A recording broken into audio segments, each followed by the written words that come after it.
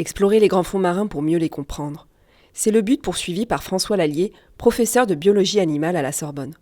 Il a choisi 70.8, le musée de l'océan à Brest, pour nous plonger au cœur de ses travaux de recherche dans les profondeurs abyssales.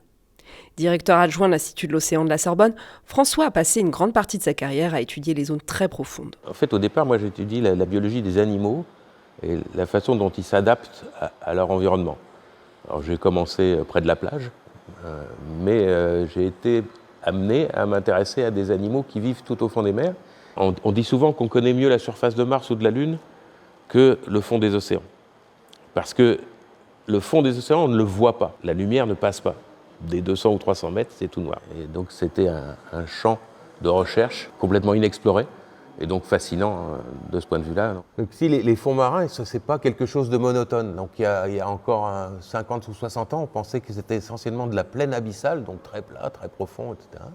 Mais en fait, on s'est rendu compte en explorant un petit peu qu'il y a des chaînes de montagnes, il y a des monts sous-marins isolés, il y a des grandes fosses, il y a des talus. Et donc ça va former donc, des habitats très diversifiés au fond. Celui qu'on voit derrière, c'est ce qu'on appelle donc les cheminées de sulfure polymétallique. Ça vient du fait qu'il y a des geysers sous-marins. L'eau chaude qui sort au fond des mers là, est remplie de métaux divers et variés et d'autres éléments réduits. Et en même temps, donc ça abrite de la vie bactérienne, et la vie bactérienne s'associe avec des animaux. Je ne sais pas si on les distingue, là, mais il y a des petits crabes, par exemple. Les petits crabes, ils ne vivent pas avec les bactéries, mais ils viennent parce qu'il y a des vers, des moules, etc., qui, elles, sont associées aux bactéries. Une vie marine pour laquelle le chercheur a mené plusieurs expéditions, 20 000 lieues sous les mers. Alors moi, je suis allé à 3500 mètres. Je suis descendu avec le submersible Nautil. On est dans un monde complètement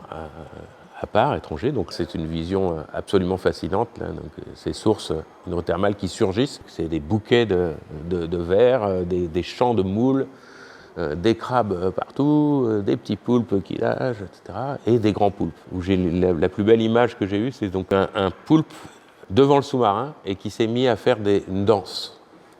Et ensuite, il est venu faire le tour du sous-marin. Et là, on était tous, pilote, copilote et moi, on est restés à regarder ça. Ces expéditions, François les a menées à bord des navires de l'IFREMER, l'Institut de recherche des océans. Il poursuit aujourd'hui ses travaux dans le cadre de la décennie des océans, un programme piloté par l'ONU depuis 2021. Objectif, préserver les ressources qui tapissent les grands fonds. Les ressources minières des grands fonds marins, c'est les cheminées hydrothermales, les nodules polymétalliques et les encroûtements des monts sous-marins.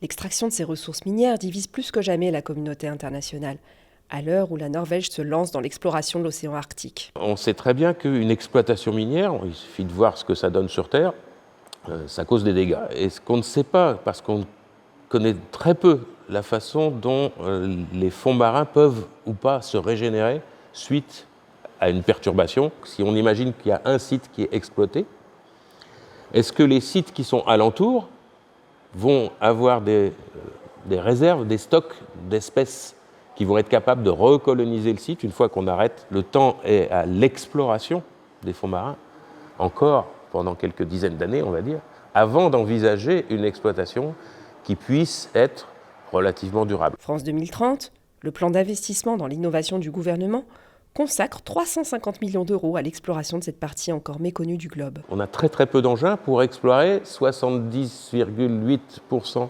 de la surface de la Terre à la lumière des phares. C'est un monde étranger à l'homme, de toute façon.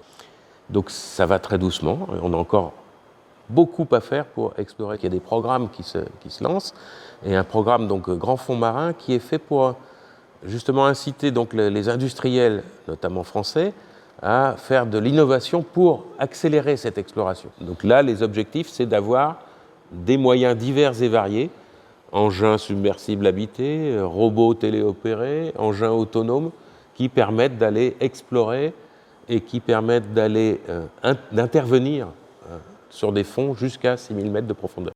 Reste aux chercheurs à évaluer l'impact de ces activités au niveau du réchauffement climatique. Il faut donc informer et rester objectif en tant que scientifique. Par contre, en tant que citoyen, on peut faire des choix qui ne sont pas les mêmes. Donc choisir de ne pas aller exploiter telle ou telle partie du monde et par contre de réorienter vers du recyclage, et diminuer notre utilisation ou chercher des nouvelles solutions plutôt que d'aller piller, donc, et miner le fond des mers.